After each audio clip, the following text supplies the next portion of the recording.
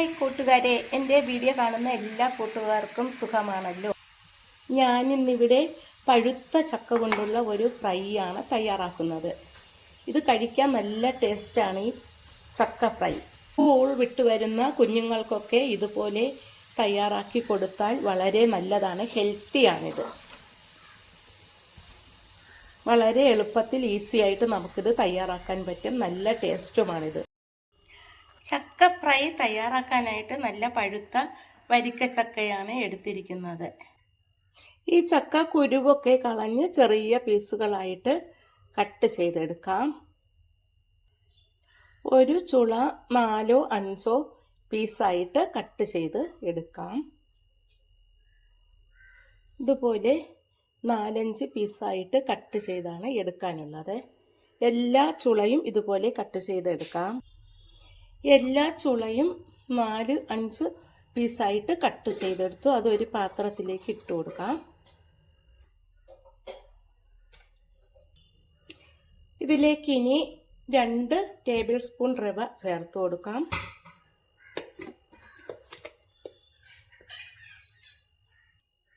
ഒരു table spoon അരിപ്പൊടി ഇട്ട് കൊടുക്കാം. ഇത് വറുത്ത് പൊടിച്ച അരിപ്പൊടിയാണ്. 1/4 സ്പൂൺ മഞ്ഞൾപ്പൊടി ഇട്ട് കൊടുക്കാം. ഒരു നുള്ളു ഉപ്പുപൊടി ചേർത്ത് കൊടുക്കാം.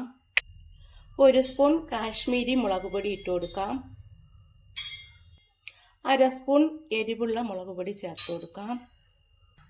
ഇനി ഇതെല്ലാം കൂടി ഒന്ന് മിക്സ് ചെയ്തെടുക്കാം. ഇതിൽ വെള്ളമൊന്നും ഒഴിക്കേണ്ട ആവശ്യമില്ല. ഈ ചുളയുടെ എല്ലാ ഭാഗത്തും ഇതെല്ലാം പിടിക്കുന്ന രീതിയിൽ ഒന്ന് കൈവച്ച് മിക്സ് ചെയ്ത് കൊടുക്കാം. ഇതിപ്പോൾ നന്നായി മിക്സായി.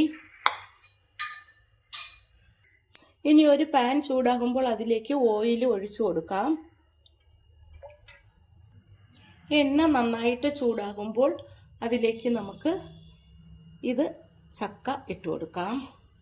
പുരട്ടി വച്ചിരിക്കുന്ന ചക്ക ഓരോന്നായിട്ട് എടുത്ത് ഇട്ട് കൊടുക്കാം.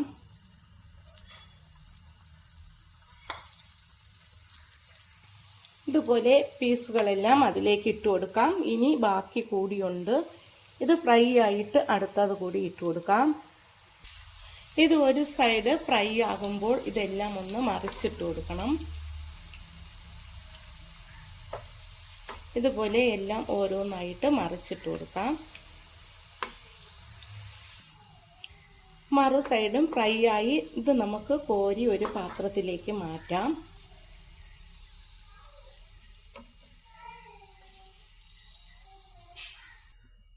ബാക്കിയും കൂടി ആ എണ്ണയിലേക്ക് ഇട്ട് കൊടുക്കാം. രണ്ടാമതിട്ട ചക്കയും നന്നായിട്ട് മുരിഞ്ഞു വരുന്നുണ്ട്. ഇത് കഴിക്കാൻ നല്ല ടേസ്റ്റാണ്. ഈ പഴുത്ത ചക്ക ഫ്രൈ ഇതുപോലെ എല്ലാവരും ഒന്ന് ട്രൈ ചെയ്ത് നോക്കണം. നല്ല ടേസ്റ്റാണ് ഈ പഴുത്ത ചക്ക ഫ്രൈ.